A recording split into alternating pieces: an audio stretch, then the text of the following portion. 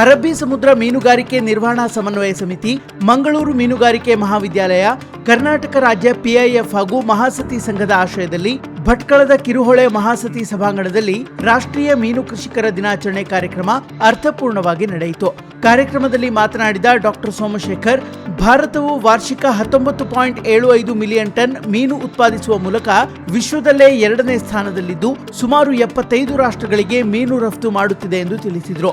ಮೀನು ಪೌಷ್ಟಿಕಾಂಶಯುಕ್ತ ಆಹಾರವಾಗಿದ್ದು ದೇಶದ ಆರ್ಥಿಕ ಬೆಳವಣಿಗೆಯಲ್ಲೂ ಮೀನುಗಾರಿಕೆ ಕ್ಷೇತ್ರ ಮಹತ್ವದ ಪಾತ್ರ ವಹಿಸ್ತಾ ಇದೆ ಎಂದು ಹೇಳಿದರು. ಇನ್ನು ಚರ್ಮರೋಗ ತಜ್ಞೆ ಡಾಕ್ಟರ್ ಮಿಶೆಲ್ ಫರ್ನಾಂಡಿಸ್ ಮಾತನಾಡಿ, ಸಮುದ್ರದಲ್ಲಿ ಕೆಲಸ ಮಾಡುವ ಮೀನುಗಾರರಿಗೆ ಚರ್ಮ ಸಂಬಂಧಿತ ಕಾಯಿಲೆಗಳು, ಅಲರ್ಜಿ ಹಾಗೂ ಬಿಸಿಲಿನಿಂದ ಉಂಟಾಗುವ ಆರೋಗ್ಯ ಸಮಸ್ಯೆಗಳ ಬಗ್ಗೆ ಜಾಗೃತಿ ಮೂಡಿಸಿದರು. ಇಂತಹ ಲಕ್ಷಣಗಳು ಕಂಡುಬಂದರೆ ತಕ್ಷಣ ವೈದ್ಯರನ್ನ ಸಂಪರ್ಕಿಸಿ ಚಿಕಿತ್ಸೆ ಪಡೆಯಬೇಕು ಎಂದು ಸಲಹೆ ನೀಡಿದರು. ಕಾರ್ಯಕ್ರಮದಲ್ಲಿ ಮಹಾಸತಿ ಸಂಘದ ವತಿಯಿಂದ ಮೀನುಗಾರರಿಗೆ ಲೈಫ್ ಜಾಕೆಟ್ಗಳನ್ನು ವಿತರಿಸಲಾಯಿತು. ಮತ್ಸ್ಯೋದ್ಯಮ ಕ್ಷೇತ್ರದಲ್ಲಿ ಸಾಧನೆ ಮಾಡಿದ ಮೀನುಗಾರರನ್ನ ಸನ್ಮಾನಿಸಿ ಗೌರವಿಸಲಾಯಿತು. ಫಾದರ್ ಮುಲ್ಲರ್ ಆಸ್ಪತ್ರೆಯ ತಜ್ಞ ವೈದ್ಯರು ದಂತ, ಕೀಲು ಹಾಗೂ ಚರ್ಮ ಸಂಬಂಧಿತ ಉಚಿತ ಆರೋಗ್ಯ ತಪಾಸಣೆ ನಡೆಸಿ ಅಗತ್ಯ ಔಷಧಿಗಳನ್ನು ವಿತರಿಸಿದರು. ಮೀನುಗಾರಿಕಾ ಇಲಾಖೆಯ ಸಹಾಯಕ ನಿರ್ದೇಶಕ ರೇಣುಕಾಸ್ವಾಮಿ, ಗಣಪತಿ ಮೊಗೇರ್, ನಾಗಪ್ಪ ಮೊಗೇರ್, ಶ್ರೀಧರ ಮೊಗೇರ್ ಸೇರಿದಂತೆ ಮೀನುಗಾರರು, ವಿವಿಧ ಸಂಘಗಳ ಪದಾಧಿಕಾರಿಗಳು ಹಾಗೂ ಸಾರ್ವಜನಿಕರು ಕಾರ್ಯಕ್ರಮದಲ್ಲಿ ಭಾಗವಹಿಸಿದರು. ಚೆನ್ನಾಗಿ ಒಡನಾಟ ಇದೆ. ನಾವು ಇಲಾಖೆಯಿಂದ ಏನೇನು ಯೋಜನೆಗಳಿದೆ ಅದ್ರ ಬಗ್ಗೆ ನಾವು ಪ್ರತಿನಿತ್ಯ ಆ ಸಂದರ್ಭಗಳಿಗೆ ಅನುಸಾರವಾಗಿ ನಾವು ಡಿಸ್ಕಸ್ ಮಾಡ್ತಾ ಇರ್ತೀವಿ. ಇಲ್ಲಿ ಈ ಒಂದು ವೇದಿಕೆಯಲ್ಲಿ ಕೂತಿರುವಂತವರು ಮೀನುಗಾರಿಕೆ ಸಂಬಂಧಪಟ್ಟ ಹಾಗೆ ಹಾಗೂ ವೈದ್ಯ ಇಲಾಖೆ ಸಂಬಂಧಪಟ್ಟ ಹಾಗೆ ನುರಿತ ಪರಿಣಿತರು ಇಲ್ಲಿ ಕೂತಿದ್ದಾರೆ. ಹಾಗಾಗಿ ಈ ಒಂದು ಅವಕಾಶವನ್ನು ನೀವೆಲ್ಲರೂ ದಯವಿಟ್ಟು ಸದುಪಯೋಗ ಪಡ್ಕೊಳ್ಬೇಕು ಅಂತ ನಾನು ಅದಕ್ಕೆ ಏನೇನು ಹೆಚ್ಚಿನ ಮಾಹಿತಿಗಳು ಬೇಕಾದ್ರೆ ಸೋಮಶೇಖರ್ ಮತ್ತೆ ಅಶ್ವಿನಿ ಅಂತ ಇದ್ದಾರೆ, ಅವ್ರನ್ನ ಪಡ್ಕೊಳ್ಳಿ. ಬಹಳ ಜನಕ್ಕೆ ಉಪಯೋಗವಾದ ಸ್ಕೀಮ್ ಇದು, ಬಹಳ ಸುಲಭ ಸಮೇತ. ಯಾಕಂದ್ರೆ ನಿಮಗೆ ಈಗ ಆನ್ಲೈನ್ ಅಪ್ಲಿಕೇಶನ್ ಕಷ್ಟ ಅನ್ಸ್ಬೋದು, ಆದ್ರೆ ಇದು ಒಂದ್ಸಲ ಮಾಡ್ಬಿಟ್ರೆ ನಿಮಗೆ ಮತ್ತೆ ತನಿಖಾನೆ ಆಗ್ತಾ ಇರುತ್ತೆ ಪ್ರೊಸೆಸ್. ಯಾರಂದ್ರೆ ಹೋಗ್ಕೊಂಡು ಅವ್ರ ಹತ್ರ ಕೇಳ್ಬೋದು, ಇವ್ರ ಹತ್ರ ಕೇಳೋದು ಅವಶ್ಯಕತೆ ಇಲ್ಲ. ನೀವು ಅಪ್ಲೈ ಮಾಡ್ತೀರಿ, ಅದು ತನಿಖಾನೆ ಇದಾಗುತ್ತೆ ಇರುತ್ತೆ. ಸುಲಭ ನಿಮಗೆ ಅದು ಏನು ಆರ್ಡರ್ ಆಗಿದೆ ನಿಮಗೆ ಅದರಿಂದ ಬರುವ ಸಬ್ಸಿಡಿ ಬೆನಿಫಿಟ್ ಬರುತ್ತೆ ನಿಮಗೆ. ನಿಮ್ಮಲ್ಲಿ ಎರಡನೇ ವಿಷಯ ನಾನು ಮಾತಾಡಕ್ಕೆ ಹೊರಟಿದ್ದೀನಿ ಅಂತಂದ್ರೆ, ಈಗ ನಿಮಗೆಲ್ಲ ನಾವೀಗ ತಿಳಿಸಿದ್ವಿ, ನಾವೀಗ ಭಾರತ ಈ ಮೀನುಗಾರಿಕೆ 2ನೇ ಸ್ಥಾನದಲ್ಲಿದೆ, ಸಿಗಡಿ ಕೃಷಿಯಲ್ಲಿ ಪ್ರಪಂಚದಲ್ಲಿ 2ನೇ ಸ್ಥಾನದಲ್ಲಿದೆ. ಈಗ ಅನೇಕ ಇದರಲ್ಲಿ ಭಾರತ ಬಹಳ ಮುಂದುವರೆದಿದೆ ಈ ಮೀನುಗಾರಿಕೆ ಅಥವಾ ಮೀನುಗಾರಿಕೆ ಸಂಬಂಧಪಟ್ಟ ಚಟುವಟಿಕೆಗಳು. ಆದರೆ ಈಗ ಇತ್ತೀಚಿನ ದಿನಗಳಲ್ಲಿ ಏನಾಗಿದೆ ಅಂದ್ರೆ, ಈ ಎಸ್ಪೆಷಲಿ ಈಗ ನಮ್ಮ ಮೀನುಗಾರಿಕೆ ನಮ್ಮ ಸಿಗಡಿ ಕೃಷಿಯಲ್ಲಿ ಭಾರತದ ಈ 2ನೇ ಸ್ಥಾನ ಹಾಗೂ ಭಾರತ ಅಮೆರಿಕದಲ್ಲಿ ಎಕ್ಸ್ಪೋರ್ಟ್ ಮಾಡೋದ್ರಲ್ಲಿ 1ನೇ ಸ್ಥಾನದಲ್ಲಿದೆ. ಈ 1ನೇ ಸ್ಥಾನದಲ್ಲಿ ಯಾವುದು ಸಿಗಡಿ ಕೃಷಿ ಮಾಡೋದ್ರಲ್ಲಿ ಯಾವ ದೇಶ ಇದೆ, ಇಕ್ವೆಡರ್. ಅವರು ಭಾರತದ ವಿರುದ್ಧ ಷಡ್ಯಂತ್ರ ಮಾಡ್ತಾ ಇದ್ದಾರೆ. ಷಡ್ಯಂತ್ರ ಅಂದ್ರೆ ಅವರಿಗೆ ಅಮೆರಿಕದ ಮಾರ್ಕೆಟ್ ಅನ್ನು ಪಡ್ಕೊಳ್ಳಿಕ್ಕೆ ಪ್ರಯತ್ನ ಮಾಡ್ತಾ ಇದ್ದಾರೆ. ನಿಮಗೆಲ್ಲ ನೆನಪಿರ್ಬೋದು, ಸುಮಾರು 2000 ಇಸವಿವರೆಗೆ ಸಮುದ್ರದಲ್ಲಿ ಹಿಡಿದ ಸಿಗಡಿ ಅಮೆರಿಕಕ್ಕೆ ಎಕ್ಸ್ಪೋರ್ಟ್ ಆಗೋದು ಬ್ಯಾನ್ ಆಗಿತ್ತು. ಯಾವುದೋ ಒಂದು ಕಾರಣಕ್ಕೆ ನಾವು ಅದರಲ್ಲಿ ಆಮೆ ಅಥವಾ ಬೇರೆ ಇದನ್ನ ಹೇಳ್ತಿದೀವಿ ಅಂತ ಅಮೆರಿಕ ಬ್ಯಾನ್ ಮಾಡ್ತೀವಿ. ಈಗ 26 ವರ್ಷ ಆಯ್ತು ಬ್ಯಾನ್ ಆಗಿ, ಇನ್ನೂ ಸಮೇತ ಕರೆಕ್ಟ್ ಆಗಿ ಆ ಬ್ಯಾನ್ ಬಿಟ್ಟಾಗಿಲ್ಲ. ಅದೇ ತರ ಈ ಸಿಗಡಿ ಕೃಷಿಯನ್ನು ಸಮೇತ ಸಿಗಡಿ ಅಮೆರಿಕಕ್ಕೆ ಎಕ್ಸ್ಪೋರ್ಟ್ ಆಗೋದು ಬ್ಯಾನ್ ಮಾಡೋಕೆ ಪ್ರಯತ್ನ ಮಾಡ್ತಾ ಇದ್ದಾರೆ. ಇದರಲ್ಲಿ ಸುಮಾರು ಅಂತಾರಾಷ್ಟ್ರೀಯ ಮಟ್ಟದಲ್ಲಿ ಷಡ್ಯಂತ್ರ ನಡೀತಾ ಇದೆ. ಅದನ್ನು ಸಹ ನಾವು ಎದುರಿಸಿರಬೇಕು. ಇಲ್ಲದಿದ್ರೆ ನಮ್ಮ ಮೀನು ಯಾವ ತರ ಅಂದ್ರೆ ಡೈರೆಕ್ಟ್ ಆಗಿ ಇಂಡೈರೆಕ್ಟ್ ಆಗಿ ನಮ್ಗೆ ಏನಾಗುತ್ತೆ, ಈಗ ನಾವು ಮೀನು ಹಿಡಿತೀವಿ, ಮೀನು ಕೊಡ್ತೀವಿ, ಈಗ ಫಿಶ್ ಮೀನಿಗೆ ಕೊಡ್ತೀವಿ, ಫಿಶ್ ಮೀನಿಂದ ಆಹಾರ ಆಗುತ್ತೆ, ಆಹಾರ ಸಿಗಡಿ ಆಹಾರ ತಯಾರು ಮಾಡ್ತಾರೆ. ಹಾಗೆ ಮುಂದೆ ಹೋಗ್ತಾ ಹೋಗುತ್ತೆ. ಯಾವಾಗ ಸಿಗಡಿ ಕೃಷಿ ಭಾರತ ನಿಂತಿದ್ದು, ಈ ಸಿಗಡಿಗೆ ಆಹಾರ ಮಾಡೋ ಘಟಕಗಳು ನಿಲ್ತವೆ. ಆನಂತರ ಈ ಫಿಶ್ ಮೀನಿಗೆ ಮೀನುಗಳನ್ನು ಪರ್ಚೇಸ್ ಮಾಡಿ ನಿಲ್ಲಿಸ್ತಾರೆ.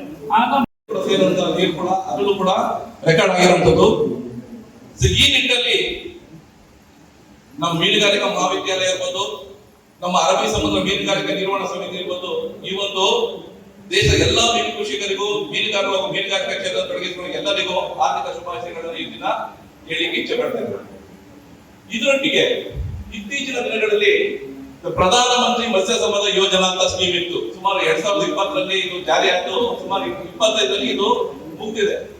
ಇದರ ಒಂದು ಉಪವಿಭಾಗವಾಗಿ ಇನ್ನೊಂದು ಸ್ಕೀಮ್ ಕೂಡ ಗವರ್ಮೆಂಟ್ ನಮ್ಮಲ್ಲಿ ಇಂಟ್ರೊಡ್ಯೂಸ್ ಮಾಡಿದೆ. ತಮ್ಗೆಲ್ಲ ಗೊತ್ತಿದೆ ಅಂತ ಅನ್ಕೊಂತೇನೆ. ಇದನ್ನ PMMPSSY ಅಂತೇಳಿ, ಪ್ರಧಾನ ಮಂತ್ರಿ ಮತ್ಸ್ಯ ಕಿಸಾನ್ ಸಮೃದ್ಧಿ ಸಹಾಯ ಯೋಜನಾ ಅಂತೇಳಿ ಎಲ್ಲರೂ ಕೂಡ ಕೇಳಿದಿರ ಇದನ್ನ ವಿಷಯ ನೀವು. ಪ್ರಧಾನ ಮಂತ್ರಿ ಮತ್ಸ್ಯ ಕಿಸಾನ್ ಸಮೃದ್ಧಿ ಸಹಾಯ ಯೋಜನಾ ಅಂತೇಳಿ ಇದೊಂದು ಹೇಳಿದ್ರೆ, ಇದನ್ನ ಫಿಶರೀಸ್ ಪ್ರಾಸ್ಪರಿಟಿ ಪ್ರಾಜೆಕ್ಟ್ ಅಂತ ಹೇಳ್ತಾರೆ. ಫಿಶರೀಸ್ ಯಾರೆಲ್ಲ ಮೀನು ಕೃಷಿ ಮಾಡ್ತಾ ಇದ್ದಾರೆ ಇವರಿಗೆ ಸಪೋರ್ಟಿವ್ ಆಗಿ ಒಂದು ಇನ್ಸೆಂಟಿವ್ ಸ್ಕೀಮ್ಸ್ ಅನ್ನ ಗವರ್ಮೆಂಟ್ ಇಂಟ್ರೊಡ್ಯೂಸ್ ಮಾಡಿದೆ ಕೇಂದ್ರ ಸರ್ಕಾರದಿಂದ. ಯಾಕೆಂದ್ರೆ ನಮ್ದು ಫಿಶರೀಸ್ ಅನ್ನೋದು ಮೀನುಗಾರಿಕೆ ಅನ್ನೋದು ಒಂಥರ ಅನ್ಆರ್ಗನೈಸ್ಡ್ ಕೃಷಿ ಅಂತ ಹೇಳ್ತೀವಿ ನಾವು. ಹಾಗಾಗಿ ಇದನ್ನೆಲ್ಲ ಒಂದು ಒಟ್ಟಿಗೆ ತರ್ತಿ ಒಂದು ಫಲವತ್ತತೆ ಜಾಸ್ತಿ ಮಾಡಿ ಪ್ರೊಡಕ್ಷನ್ ಜಾಸ್ತಿ ಮಾಡ್ಲಿಕ್ಕೋಸ್ಕರ ಈ ಸ್ಕೀಮ್ ಅನ್ನ ಇಂಟ್ರೊಡ್ಯೂಸ್ ಮಾಡಿದೆ. ಇದರಲ್ಲಿ ಸುಮಾರು 2-3 ವಿಭಾಗಗಳಿವೆ. ಒಂದು ಫಿಶ್ ನ ಹಾರ್ವೆಸ್ಟ್ ಮಾಡಿ, ಫಿಶ್ ನ ಕ್ಯಾಚ್ ಮಾಡಿ, ಕೊನೆಗೆ ಅದನ್ನ ನೀವು ಎಂಡ್ ಪಾಯಿಂಟ್ ಕೊನೆಗೆ ನೀವು ಕನ್ಸ್ಯೂಮರ್ ಗೆ ತಲುಪಿಸೋವರೆಗೂ ಕೂಡ ಈ ಸ್ಕೀಮ್ ಅಲ್ಲಿ ಕೂಡ ಹಲವಾರು ಲಭ್ಯತೆಗಳಿವೆ. ಸೊ ಈ ಮಾಹಿತಿನ ನೀವು ಏನಪ್ಪಾ ಮಾಡಬೇಕು ಅಂತ ಹೇಳಿದ್ರೆ, ಮೊದಲನೇದಾಗಿ NFDB ಅಂತ ಒಂದು ಪೋರ್ಟಲ್ ಇದೆ, ನ್ಯಾಷನಲ್ ಫಿಶರೀಸ್ ಡಿಜಿಟಲ್ ಪೋರ್ಟಲ್ ಅಂತ ಹೇಳಿ ನ್ಯಾಷನಲ್ ಫಿಶರೀಸ್ ಡಿಜಿಟಲ್ ಪೋರ್ಟಲ್ ಅಂತ ಹೇಳಿ ಫಸ್ಟ್ ನೀವು ನಿಮ್ಮನ್ನ ಅಲ್ಲಿ ನೋಂದಾಯಿಸಬೇಕಾಗುತ್ತೆ. ಯಾರೆಲ್ಲ ಕೂಡ ಈ ಮೀನು ಕೃಷಿಕರಿದ್ದೀರಿ, ಯಾವ್ದೆಲ್ಲ ಇರ್ಬೋದು, ನೀವು ಫಿಶ್ ನ ಹಾರ್ವೆಸ್ಟ್ ಮಾಡೋದ್ರಿಂದ ಇರ್ಬೋದು, ಇದಕ್ಕೆ ಸಮುದ್ರ ಹಿಡಿದಿಂದ ಇರ್ಬೋದು, ಮೀನು ಕೃಷಿ ಮಾಡೋದ್ರಿಂದ ಪಂಜರ ಕೃಷಿ ಇರ್ಬೋದು, ಬೇರೆ ಬೇರೆ ಆಯಾಮಗಳಲ್ಲಿ ನೀವು ಕೃಷಿ ಚಟುವಟಿಕೆಗಳನ್ನ ಮಾಡ್ತಾ ಇರೋದ್ರೂ ಕೂಡ ಇದನ್ನ ಫಸ್ಟ್ ನಿಮ್ಮನ್ನ ನೀವು ನೋಂದಾಯಿಸಬೇಕು. ನೋಂದಾಯಿಸಿಕೊಂಡ್ರೆ ನಿಮ್ಗೊಂದು ರಿಜಿಸ್ಟ್ರೇಷನ್ ನಂಬರ್ ಬರುತ್ತೆ. ಸೊ ಇದ್ರ ಮುಖಾಂತರ ನೀವು ಅದನ್ನ ಓಪನ್ ಮಾಡಿದಾಗ ನಿಮ್ದಲ್ಲಿ ಯಾವ್ದೆಲ್ಲ ಸಹಾಯ ಬೇಕಾಗುತ್ತೆ ನಿಮ್ದಲ್ಲಿ ಅಲ್ಲಿ ಲಭ್ಯ ಆಗುತ್ತೆ. ನೀವು ಯಾವುದಕ್ಕೆ ಲಭ್ಯ ಇರ್ತೀವಿ ಆ ಮುಖೇನ ನೀವು ಪರಿಚಯಿಸಬೇಕಾಗುತ್ತೆ ಮತ್ತು ಕೂಡ ನೀವು ಅದನ್ನ ಕೂಡ ಅಪ್ಲೈ ಮಾಡಬೇಕಾಗುತ್ತೆ. ಆಯ್ತಾ? ಒಂದು ಈಗ 90 ದಿನಕ್ಕೆ ಈ ಮೀನುಗಾರಿಕೆ ನಿರ್ಬಂಧ ಇರಬೇಕು. ಇದು ಮೀನು ಬೆಳವಣಿಗೆಗೆ ಹಾಗೂ ಉತ್ತಮವಾದಂತಹ ಪ್ರಯೋಜನ ಆಗ್ತದೆ. ಇದ್ರ ಬಗ್ಗೆ ಚರ್ಚೆ ನಡೀತಾ ಉಂಟಂತೆ. ಹಾಗಾಗಿ 90 ದಿನದ ಮೀನುಗಾರಿಕೆಯನ್ನ ಈ ರಜೆ ಇದು ಆದಷ್ಟು ಬೇಗ ಜಾರಿ ಆಗ್ಬೇಕು. ನಮ್ಮ ಈ ಮೀನುಗಾರರ ಸಂಘದಿಂದ ಪರವಾಗಿ ನಾವು ವಿನಂತಿ ಮಾಡ್ಕೊಳ್ತಿದ್ದೇವೆ. 90 ದಿನದ ರಜೆ ಮೀನುಗಾರಿಕೆಗೆ ಆದಷ್ಟು ಬೇಗ ಜಾರಿಯಾಗಿ ಮೀನು ರಕ್ಷಣೆ, ಮೀನು ಬೆಳವಣಿಗೆಯಲ್ಲಿ ಉತ್ತಮವಾದಂತಹ ಬೆಳವಣಿಗೆಯಾಗಿ ಮುಂದಿನ ಪೀಳಿಗೆಗೆ ಹೋಗುವ ಉದ್ದೇಶದಿಂದ ಈ ಕಾರ್ಯಚಟುವಟಿಕೆ ಆದಷ್ಟು ಬೇಗ ಜಾರಿಯಾಗಲಿ. ಹಾಗೂ ಮಳೆಗಾಲದಲ್ಲಿ ತುಂಬಾ ರಪ್ಪಿರುವುದರಿಂದ 3 ತಿಂಗಳ ರಜೆ ಇದ್ರೆ ತುಂಬಾ ಉತ್ತಮ.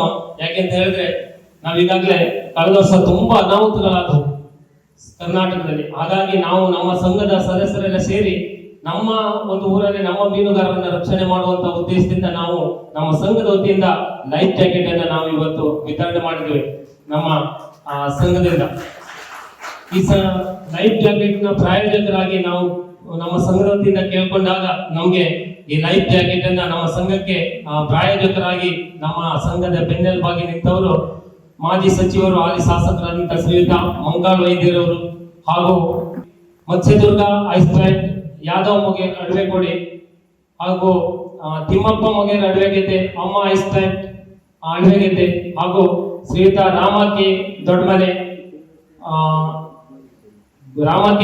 ಅಡವೆಗೆದ್ದೆ ಇವರಿಗೆ ನಮ್ಮ ಸಂಘದ ಪರವಾಗಿ ನಮ್ಮೆಲ್ಲ ಸಂಘದ ಸರ್ವ ಮೀನುಗಾರರ ಪರವಾಗಿ ಅವರಿಗೆ ತುಂಬ ಹೃದಯದ ಕೃತಜ್ಞತೆಯನ್ನು ಸಲ್ಲಿಸ್ತಾ ಹಲವು ನಾನು ಆರೋಗ್ಯ ಶಿಬಿರ ಮಾಡಿದ್ದೇನೆ. ಮೀನುಗಾರರಿಗೆ ಯಾಕೆ ಅಂದರೆ ನಮ್ಮ ಈಗ ಫಿಶರ್ಮೆನ್ ಕಮ್ಯುನಿಟಿ ಅಂತ ಹೇಳುವಾಗ ನಿಮ್ಮಲ್ಲಿ ಪರ್ಟಿಕ್ಯುಲರ್ ಒಂದು ಚರ್ಮದ ಮಾತ್ರ ಅಲ್ಲ, ಆರೋಗ್ಯದ ಕೆಲವೊಂದು ಸಮಸ್ಯೆಗಳಿವೆ. ಇದರ ಬಗ್ಗೆ ಜ್ಞಾನ ಕೊಡಲು ಈ ಟೈಪ್ ಶಿಬಿರ ನಾವು ಮಾಡ್ತೇವೆ. ನಾನು ಚರ್ಮ ರೋಗ ತಜ್ಞೆ, ಆದರೆ ಜನರಲ್ ಆಗಿ ಹೇಳುವುದಾದರೆ ನೀವು ಸಮುದ್ರಕ್ಕೆ ಹೋಗುವಾಗ ಆ ನೀರಲ್ಲಿ ಆ ಬಿಸಿಲಿನ ಶಾಖ ಇರ್ತದೆ. ಅದನ್ನು ನೋಡುವಾಗ ಕೆಲವೊಮ್ಮೆ ಆರೋಗ್ಯಕ್ಕೆ ಪರಿಣಾಮ ಬೀಳುವ ಕೆಲವು ಕಾರಣ ಇರ್ಬೋದು. ಒಂದಂದ್ರೆ ಮೂಳೆ, ಕೀಲು ನೋವು, ಬೆನ್ನು ನೋವು, ಆ ಟೈಪ್ ಬೆನ್ನಿನ ನೋವು, ಆ ಟೈಪ್ ಸಮಸ್ಯೆ ಇರ್ಬೋದು. ಭಾರ ಎತ್ತೀರಿ, ನೆಟ್ ಇರ್ಬೋದು, ಹುಕ್ಸ್ ಇರ್ಬೋದು, ಆ ಹುಕ್ಕಿಂದ ಏನಾದ್ರು ಗಾಯ ಆಗ್ಬೋದು. ಸೊ ಒಂದಂದ್ರೆ ನಿಮ್ಗೆ ಎಷ್ಟು ಟೈಮ್ ಸಿಗ್ತದೆ ನಂಗೆ ಗೊತ್ತಿಲ್ಲ, ಆದರೆ ಎಷ್ಟು ಟೈಮ್ ಸಿಗ್ತದೆ ಹಾಗೆ ಇರುವಾಗ ನಮ್ಮ ಆರೋಗ್ಯ ಬಗ್ಗೆ ಅಂದ್ರೆ ಪರ್ಟಿಕ್ಯುಲರ್ಲಿ ಬ್ಯಾಕ್ ಸ್ಟ್ರೆಂಥನಿಂಗ್ ಎಕ್ಸರ್ಸೈಸ್ ಅಂತ ಹೇಳ್ತಾರೆ.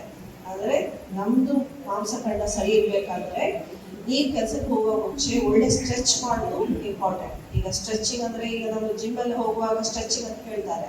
ಒಮ್ಮೆಲೆ ಜಿಮ್ ಮಾಡಿದ್ರೆ ಮಸಲ್ ಸ್ಟ್ರೇನ್ ಆಗ್ತದೆ ಅಂತ ಹೇಳ್ತಾರೆ, ಒಂದು ಮಾಂಸಖಂಡ ಎಳ್ದು ಹೋಗ್ತದೆ.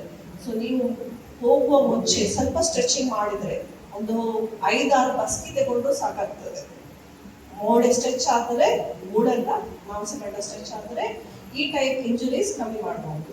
ಅದರೊಟ್ಟಿಗೆ ಚರ್ಮದ ಹೇಳಬೇಕಾದ್ರೆ ಮೇನ್ ಆಗಿ ಇಂಪಾರ್ಟೆಂಟ್ 2 ಅಂಶ. ಒಂದು ನೀರು ಅಂದ್ರೆ ತೇವಾಂಶ, ಇನ್ನೊಂದು ಬಿಸಿಲು.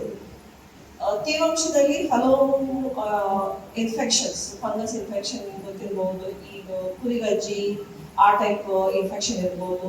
ಇನ್ನೊಂದಂದ್ರೆ ಎಕ್ಸಿಮಾ, ಎಲರ್ಜಿ. ಈಗ ಮೀನಿದು ಸಹ ಆ ಮೀನು ಮುಟ್ಟಿದ್ರು ಎಲರ್ಜಿ ಕೆಲವರಿಗೆ ಇರ್ಬೋದು, ಎಸ್ಪೆಷಲಿ ಸಿಗಡಿ, ಪ್ರಾನ್ಸ್ ಬೇರೆ. ಇದೆಲ್ಲ ಮಾಂಸದಲ್ಲಿ, ಅದು ಮೀನು ಮಾಂಸದಲ್ಲಿ ಪ್ರೋಟೀನ್ ಅಂತ ಹೇಳ್ತಾರೆ, ಆ ಅಂಶದಲ್ಲಿ ಕೈಯಲ್ಲಿ ತುರಿಕೆ ಬರುವ ಚಾನ್ಸಸ್ ಉಂಟು. ಇನ್ನೊಂದಂದ್ರೆ ಬಿಸಿಲಿನ ಶಾಖ. ನಾವು ಅಲ್ಟ್ರಾವೈಲೆಟ್ ಲೈಟ್ ಅಂತ ನೀವು ಕೇಳಿರ್ಬೋದು. ಅಲ್ಟ್ರಾವೈಲೆಟ್ ಲೈಟ್ ತುಂಬಾ ಹೊತ್ತು ನಾವು ಅಲ್ಟ್ರಾವೈಲೆಟ್ ಲೈಟ್ ಅಲ್ಲಿ ಇದ್ದರೆ ಚರ್ಮದಲ್ಲಿ ಪರಿಣಾಮ ಬೀಳ್ಬೋದು. ಅಂದ್ರೆ ಕಂಟಿನ್ಯೂಸ್ ಆಗಿರುವಾಗ ಚರ್ಮದ ಕ್ಯಾನ್ಸರ್ ಬರುವ ಕಾರಣ ಸಹ ಚರ್ಮದ ಕ್ಯಾನ್ಸರ್ ಬರುವ ಕಾರಣ ಸಹ ಇರ್ಬೋದು. ಅದಕ್ಕೋಸ್ಕರ ಆದಷ್ಟು ಬಿಸಿಲಿಂದ ಹೇಗೆ ನಾವು ಪ್ರೊಟೆಕ್ಷನ್ ಮಾಡ್ಬೋದು. ನಾವು ಬೇರೆ ಜನರಿಗೆಲ್ಲ ಸನ್ಸ್ಕ್ರೀನ್ ಎಲ್ಲ ಹೇಳ್ತೇವೆ, ಆದ್ರೆ ನಿಮ್ಮಲ್ಲಿ ಸನ್ಸ್ಕ್ರೀನ್ ಹಾಕುದಾದ್ರೆ ಒಳ್ಳೇದು. ಆದರೆ ಒಂದು ಹ್ಯಾಟ್ ಅದು ಹಾಕ್ಬೋದು, ವೈಟ್ ರಿಂಗ್ ಹ್ಯಾಟ್ ಅಂತ ಹೇಳ್ತಾರೆ, ಅಂಪೈರ್ ಹಾಕ್ತಾರಲ್ಲ, ಅಷ್ಟು ದೊಡ್ಡ ಹ್ಯಾಟ್ ಹಾಕಿದ್ರೆ ಮುಖದ ಚರ್ಮ ಅದು ಪ್ರೊಟೆಕ್ಷನ್ ಆಗ್ತದೆ. ಕೈ ಕಾಲಿಗೆ ಫುಲ್ ಸ್ಲೀವ್ಸ್ ಹಾಕಿದ್ರೆ ಬೆಟರ್, ಎಸ್ಪೆಷಲಿ ಅಲ್ಟ್ರಾವೈಲೆಟ್ ಜಾಕೆಟ್ ಅಂತ ಕಾರಣಕರ್ತರಾದರು. ಅದಕ್ಕೆ ಇಬ್ಬರ ನೆನಪಿಗೋಸ್ಕರ ಆಕ್ಚುಲಿ ಇವತ್ತು ಈ ಜುಲೈ 10 ದೇಶಾದ್ಯಂತ ರಾಷ್ಟ್ರೀಯ ಮೀನು ಕೃಷಿ ದಿನಾಚರಣೆಯನ್ನು ನಾವು ಆಚರಣೆ ಮಾಡ್ತೀವಿ. ಇವರ ಒಂದು ಇಬ್ಬರು ಹೆಸರಿನಲ್ಲಿ, ಈರಲಾಲ್ ಚೌಧರಿ ಮತ್ತೆ ಡಾಕ್ಟರ್ KH ಆಲಿಕುನಿ ಅಂತೇಳಿ. ಏನಪ್ಪ ಇದರ ಉದ್ದೇಶ ಅಂತಂದ್ರೆ ಜನಸಾಮಾನ್ಯರಿಗೆ ಇದರ ಪರಿಚಯ ಮಾಡಲು ಈ ಒಂದು ಮುಖೇನ ನಾವು ಈ ಮೀನು ಕೃಷಿಯ ಉತ್ಪಾದನೆ ಮುಖಾಂತರ ಪ್ರೊಡಕ್ಷನ್ ನಾವು ಜಾಸ್ತಿ ಮಾಡಬೇಕು ಅಂತ ನಿಟ್ಟಿನಲ್ಲಿ ನಾವು ಅಲ್ಲಿ ಈ ಕಾರ್ಯಕ್ರಮವನ್ನ ಪ್ರತಿ ವರ್ಷ ಕೂಡ ನಾವು ಮೀನು ಕೃಷಿಗೋಸ್ಕರನೇ ನಾವು ಇದನ್ನ ಈ ಕಾರ್ಯಕ್ರಮವನ್ನ ಆಚರಣೆ ಮಾಡ್ತಾ ಬರ್ತಾ ಇದ್ದೇವೆ. ಇತ್ತೀಚಿನ ದಿನಗಳಲ್ಲಿ ನಮ್ಮ ಭಾರತ ದೇಶ 19.75 ಮಿಲಿಯನ್ ಟನ್ ಅಷ್ಟು ಮೀನನ್ನು ಉತ್ಪಾದನೆ ಮಾಡ್ತಾ ಇದೆ. ಇದು ಇಡೀ ಪ್ರಪಂಚದಲ್ಲೇ ಇವತ್ತು ನಾವು 2ನೇ ಪೊಸಿಷನ್ ಅಲ್ಲಿ ನಾವು ಇದಕ್ಕೆ ಕಾರಣ ಆಗಿದೆ. ಈ ಮುಖೇನ ಇವತ್ತು ನಾವು ಸಮುದ್ರ ಮೀನುಗಾರಿಕೆಯಲ್ಲಿ ಸುಮಾರು 3 ಉತ್ಪಾದನೆ ಮಾಡ್ತಾ ಇದ್ರೆ, ಇವತ್ತು ಸಿಹಿ ನೀರಿನ ಮುಖಾಂತರ ಸುಮಾರು 16.18 ಮಿಲಿಯನ್ ಟನ್ ಅಷ್ಟು ಇವತ್ತು ನಾವು ಉತ್ಪಾದನೆ ಮಾಡ್ತಾ ಇದ್ದೇವೆ. ಈ ನಿಟ್ಟಿನಲ್ಲಿ ಆಕಾರದಲ್ಲಿ ಈ ಇದೆಲ್ಲ ಕಾರಣಕ್ಕೆ ಮೇನ್ ಕಾರಣ ಅಂತ ಹೇಳಿದ್ರೆ ಸುಮಾರು 2020ರಲ್ಲಿ ಶ್ರೀಯುತ ಪ್ರಧಾನಮಂತ್ರಿ ಶ್ರೀ ನರೇಂದ್ರ ಮೋದಿ ಅವರ ಒಂದು ಅದ್ಭುತವಾದ ಒಂದು ಕಾರ್ಯಕ್ರಮ ಅಂತ ಹೇಳಿದ್ರೆ ಸುಮಾರು 20,500 ಕೋಟಿಗಳ ಒಂದು PMSY ಅಂತ ಸ್ಕೀಮ್ ಅಂತ ಬಂತು. ಈ ಮುಖೇನ ಇವತ್ತು ಸೆಕೆಂಡ್ ಪೊಸಿಷನ್ ಬರಲಿಕ್ಕೆ ನಮಗೆ ಕಾರಣ ಆಗಿದೆ. ಇವತ್ತು ಈ ನಿಟ್ಟಿನಲ್ಲಿ ಈ ಸಂಸ್ಥೆ ಮುಖಾಂತರ, ಈ ಒಂದು ಸ್ಕೀಮಿನ ಮುಖಾಂತರ ಜನಗಳಲ್ಲಿ ಪ್ರೊಡಕ್ಷನ್ ನಾವು ಜಾಸ್ತಿ ಮಾಡ್ಲಿಕ್ಕೆ ಆಯ್ತು. ಆ ಕಾರಣದಿಂದ ಆಕ್ಚುಲಿ ಇವತ್ತು ನಾವು ಈ ಪೊಸಿಷನ್ಗೆ ಬರ್ಲಿಕ್ಕೆ ಕಾರಣ ಆಗಿದೆ. ಅದೇ ರೀತಿ ನಮ್ಮ ದೇಶದ ರಫ್ತನ್ನ ತೆಗೆದುಕೊಂಡ್ರೆ ನಾವು ಇವತ್ತು ಏನು ಎಕ್ಸ್ಪೋರ್ಟ್ ನಾವು ಮಾಡ್ತಾ ಇದ್ದೇವೆ, ಇವತ್ತು ನಾವು ಎಕ್ಸ್ಪೋರ್ಟ್ 1.97 ಬಿಲಿಯನ್ ಟನ್ ಅಷ್ಟು ಇವತ್ತು ನಾವು ಹೊರದೇಶಕ್ಕೆ ರಫ್ತು ಮಾಡ್ತಾ ಇದ್ದೇವೆ. ಸುಮಾರು 75 ದೇಶಗಳಿಗೆ ನಮ್ಮ ದೇಶದಿಂದ ಇವತ್ತು ನಾವು ರಫ್ತನ್ನ ಮಾಡ್ತಾ ಇದ್ದೇವೆ. ಈ ನಿಟ್ಟಿನಲ್ಲಿ ಸುಮಾರು 73,893 ಕೋಟಿಯಷ್ಟು ಇವತ್ತು ನಮಗೆ ಫಾರಿನ್ ಎಕ್ಸ್ಚೇಂಜ್ ನಮ್ಮಲ್ಲಿ ಬರ್ತಾ ಇದೆ ಪ್ರತಿ ಮೀನುಗಾರಿಕೆ ಒಂದು ಮುಖೇನ. ಸೊ ಹಾಗಾಗಿ ಇದು ಕೃಷಿ ಉತ್ಪಾದನೆಯಲ್ಲೂ ಕೂಡ ತುಂಬಾ ಒಂದು ಪರಿಣಾಮಕಾರಿಯಾದಂತ ಪರಿಣಾಮನ ಬೀರ್ತಾ ಇದೆ. ಆದ್ರೆ ಇತ್ತೀಚಿನ ದಿನಗಳಲ್ಲಿ ನಾವು ಸಾಕಷ್ಟು ಮೀನಿನ ಲಭ್ಯತೆಯನ್ನು ಕಡಿಮೆ ಆಗಿರೋದನ್ನ ನಾವು ನೋಡ್ತಾ ಇದ್ದೇವೆ. ಇದಕ್ಕೆ ಕಾರಣನೂ ಕೂಡ ಒಂದು ರೀತಿಯಲ್ಲಿ ನಾವೇ ಇರ್ಬೋದು, ಹಾಗೆ ಮತ್ತೆ ಹವಾಮಾನ ವೈಪರೀತ್ಯಗಳ ಕಡೆ ಇರ್ಬೋದು, ಪೊಲ್ಯೂಷನ್ಸ್ ಇರ್ಬೋದು, ಎಲ್ಲನೂ ಕೂಡ ನೇರವಾಗಿ ಕಾರಣ ಆಗ್ತದೆ. ಯಾಕೆ ಹೇಳಿದ್ರೆ ಇವತ್ತು ಓವರ್ ಎಕ್ಸ್ಪ್ಲೈಟೇಷನ್ ಅಂತ ಇವತ್ತು ಹೆಚ್ಚಿಗೆ ನಾವು ಮಾಡ್ತಾ ಇದ್ದೇವೆ. ಇವತ್ತು ಹಿಂದೆ ನಾವೆಲ್ಲ ಬೇರೆ ಬೇರೆ ಸಮುದ್ರಗಳಲ್ಲಿ ಪೆಸಿಫಿಕ್ ಸಾಗರ, ಅಟ್ಲಾಂಟಿಕ್ ಸಾಗರದಲ್ಲಿ ಕೂಡ ನಾವು ಜಾಸ್ತಿ ಕಾಣ್ತಾ ಇದ್ವಿ. ಆಕ್ಚುಲಿ ಇತ್ತೀಚೆಗೆ ನಮ್ಮಲ್ಲೂ ಕೂಡ ಇದೊಂದು ಓವರ್ ಎಕ್ಸ್ಪ್ಲೈಟೇಷನ್ ಕೂಡ ಜಾಸ್ತಿ ಆಗಿದೆ. ಬಿಕಾಸ್ ಆಫ್ ನಮ್ಮಲ್ಲಿ ಅತಿಯಾದಂತ ದೋಣಿಗಳನ್ನ ಇವತ್ತು ಯೂಸ್ ಮಾಡ್ತಾ ಇದ್ದೇವೆ. ಟಾಲ್ ಇರ್ಬೋದು, ಪರ್ಸಿನ್ ಇರ್ಬೋದು, ಇವತ್ತು ಹೆಜ್ಜೆಗೂ ಕೂಡ ಸಾಕಷ್ಟು ಇವತ್ತು ಈ ಒಂದು ದೋಣಿಗಳ ಮುಖಾಂತರ ಇವತ್ತು ಓವರ್ ಎಕ್ಸ್ಪ್ಲೈಟೇಷನ್ ಮಾಡಿ ಇವತ್ತು ನಾವು ಆದಾಯನ ಇವತ್ತು ಕಮ್ಮಿ ಮಾಡಲಿಕ್ಕೆ ಕಾರಣ ಆಗಿದೆ.